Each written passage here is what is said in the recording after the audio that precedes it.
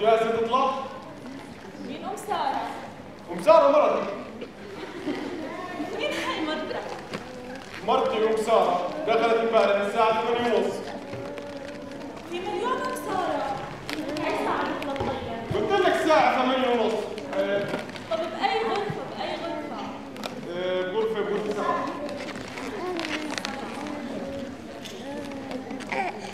سعدية؟ فتحة؟ ولا واحد. عبلة؟ يا أم سارة أم سارة.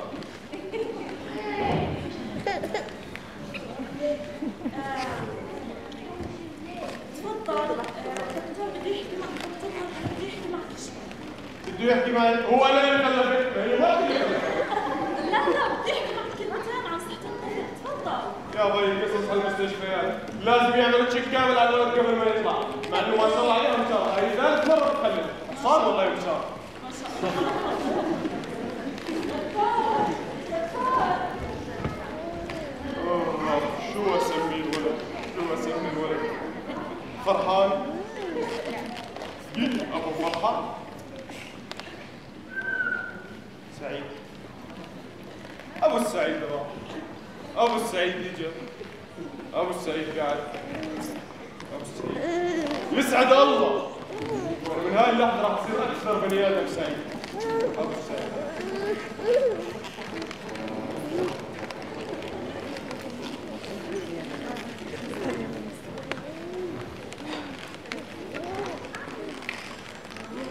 الو بابا؟ اهلا بابا ساره. بابا بصير أحد يا بابا بتعرف المستشفيات هي كمان بدل ما تحكينا الحمد لله على السلامه ومبروك. طيب اوكي الحمد لله على السلامة، هلا امتى جايين؟ هينا شوي ان شاء الله مش راح نتاخر. طيب يعني كيف شكله حلو؟ يا بابا اذا سعيد كان بيشبه ساره فمعناته احنا اجانا احلى ولد في الدنيا. سعيد؟ سميتوه سعيد؟ مش سعيد بابا. سعيد سعيد. طيب اوكي، هلا امتى جايين؟ شوي يلا مش راح نتاخر. طيب احنا جهزنا البيت وكل شيء جاهز، يلا. طيب.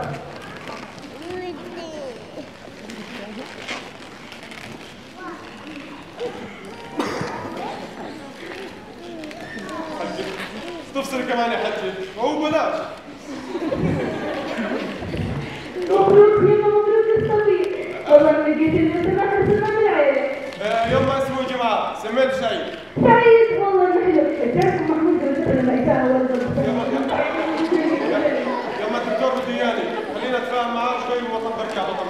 ماشي بس يما انا بدي هذا البيت جاهز فريق سعيد. يعطيك العافيه يما. يلا معك يما.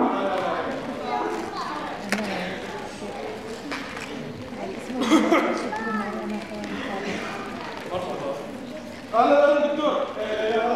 يا كيف حالك ان شاء الله؟ الحمد لله تمام والله. دكتور هسه ذكرتنا لي ابو سعيد. سميت ما شاء الله سميت سعيد. الله يبارك فيك. تفضل. دكتور طمني ايه متى طلع يا ابو سعيد؟ ان شاء الله بتطلعي، بس قبل كل شيء بدي احكي لك كلمه بدي اياك تركز معي شوي. والله يا دكتور كلهم حافظهم عندي. لازم نطمن على صحة الولد ولازم نعمل له فحوصات كاملة ومش لازم يطلع بكبير. كله عارفهم، هي ثالث مرة بتفكر.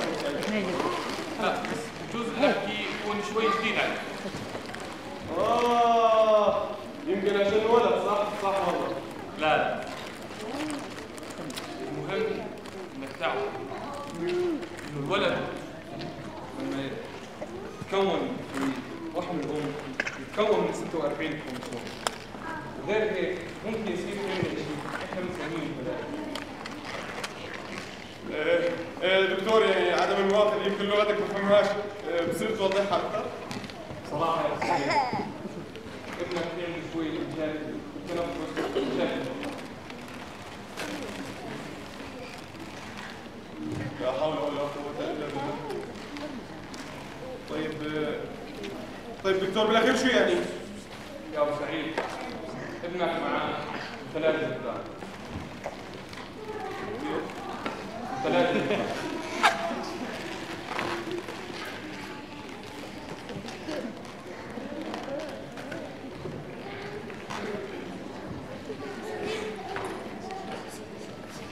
سعيد؟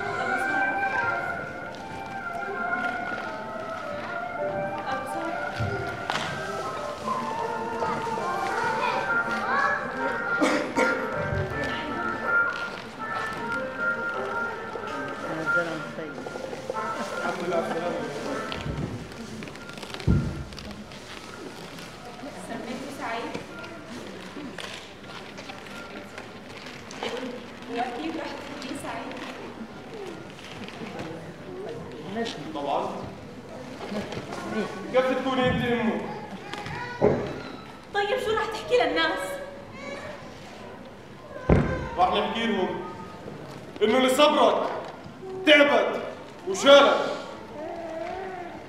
يوم قدمت لنا احلى هديه، هديه ربنا اختارها. ويا ام سعيد اذا حطيتي ايدك بايدي مش راح يهمنا حكي الناس. أنا من أول لحظة حسيت إنه في إشي. رفعت إيدي لفوق وقلت يا رب يا رب صبرني. ما شفت من صوتك. كنت خايفة ما أشوف ابتسامة. أنت يا أبو سعيد مش بس أبو، أنت أخ وصديق وزوج، وبوعد إني أكون أم سعيدة معك ومعك. يا ام ولادي انت من الاول كنت بدايه اخواني.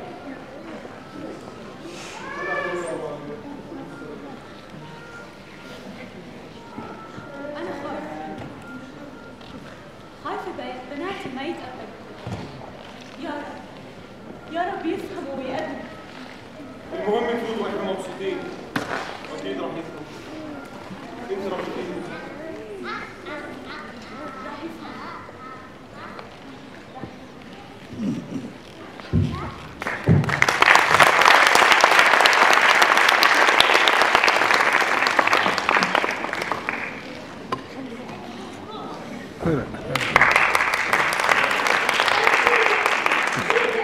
شو رح أعمل؟ انتي ليش صوتك عالي؟ بلاش انك تسمعي، يعني بدل ما تقولي اضيعي على المحيط، تعالي صوتك كمان. ليه؟ أنا شيء بدي أحكي لصحباتي استحمليني. شو رح يكون موقف قدامهم؟ وبعدين يعني فكرة الخلفة لمرة كبيرة هيك والله ما هي لازم عليه. بس هذا مش من حقك، مش انت اللي بتقرري متى يخلفوا او ما يخلفوش. هذا شيء من عند الله، بعدين الاشي وصار، خلينا نفكر في بعدين. والله يستر من بعدين. يعني ليش ما تنفع؟